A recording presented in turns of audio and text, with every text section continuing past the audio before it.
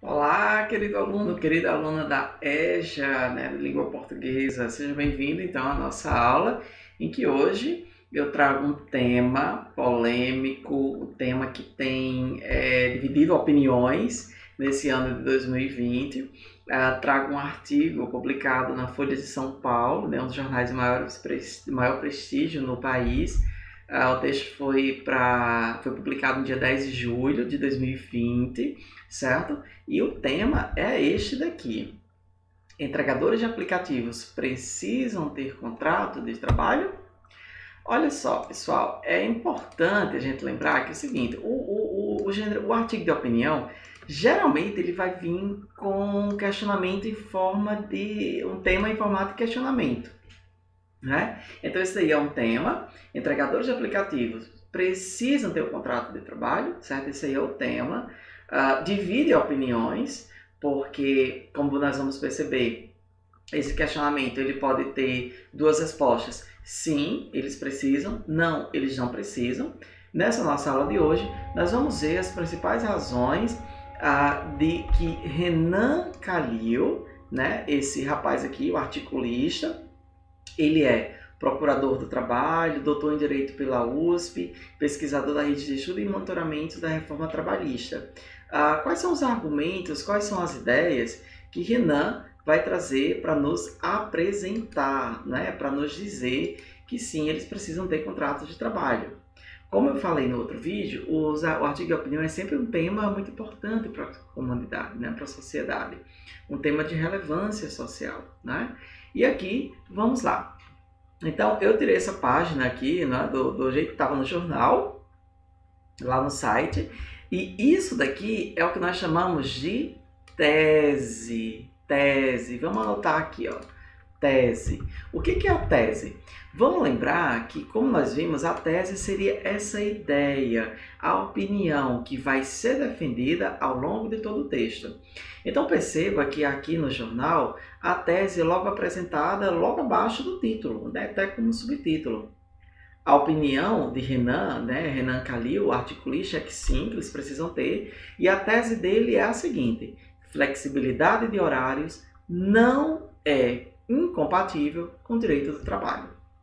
Né? Não é incompatível. Então ele vai defender no artigo dele essa tese, essa ideia, que como esses entregadores de aplicativo eles têm essa característica que é um trabalho mais flexível em relação aos horários, isso não tem nada a ver de ser incompatível com a questão dos direitos do trabalho, não é? Então aqui está, o texto foi publicado dia 10 de julho, certo? E aqui nós vamos para o parágrafo introdutório. Vamos lá. Aliás, nós temos dois parágrafos introdutórios. Uma foto impactante de 2019 retratava dois entregadores deitados com suas cabeças dentro das bags, que é aquelas caixas, né, que eles levam as comidas, tentando descansar entre os turnos de trabalho, em uma praça na região da Avenida Faria Lima, em São Paulo.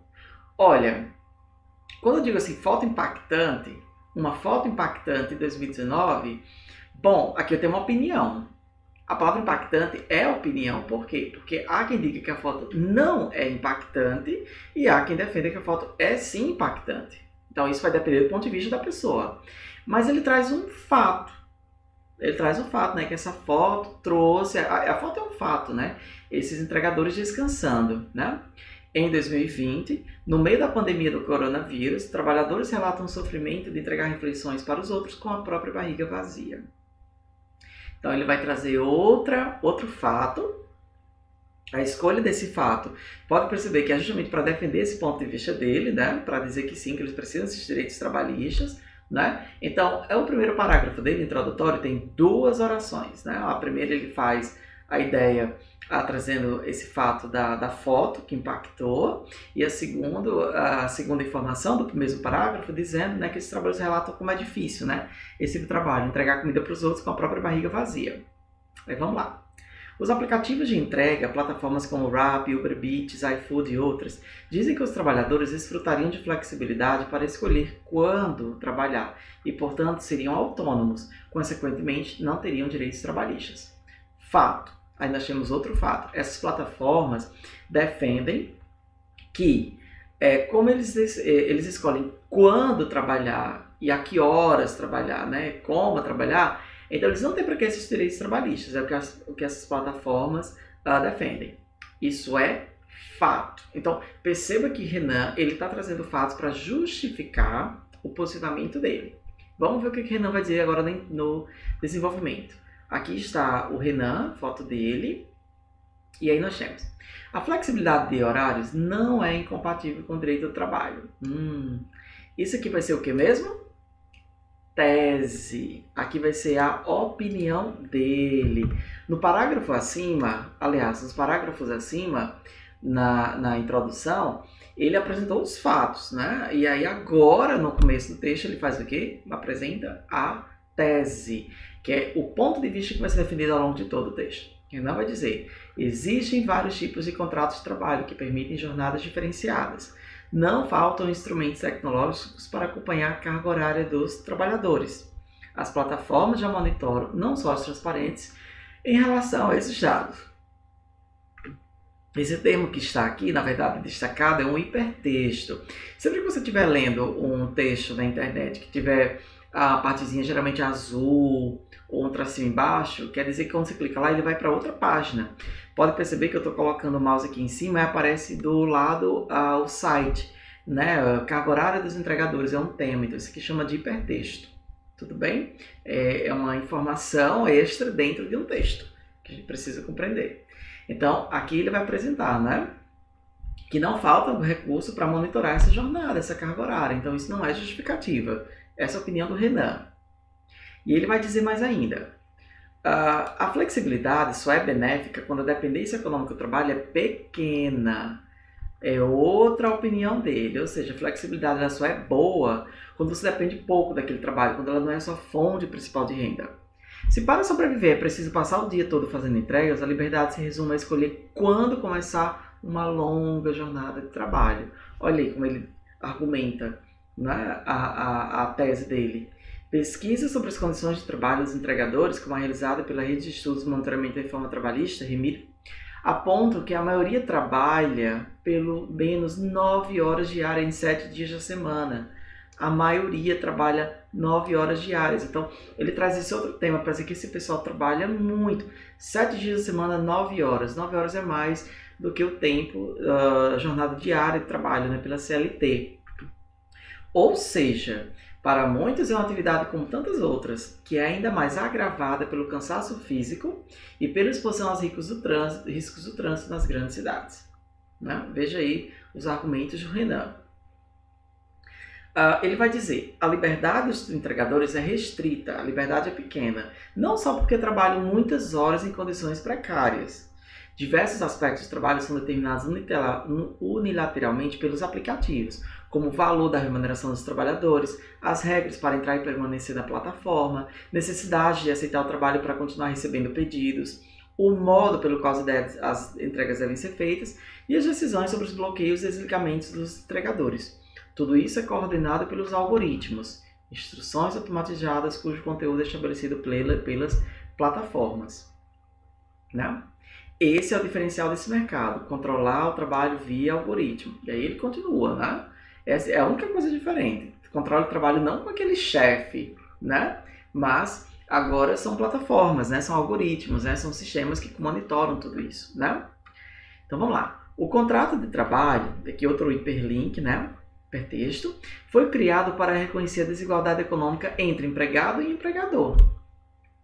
Foi esse o sentido que quando esse contrato de trabalho foi criado, né? Então, outro fato, criando patamares para estabelecer o mínimo de proteção a todos os trabalhadores. Suas regras básicas, quais são elas? Salário mínimo, limitação da jornada, permitiriam aos entregadores não ter que trabalhar em troca de remunerações irrisórias. Olha a opinião dele.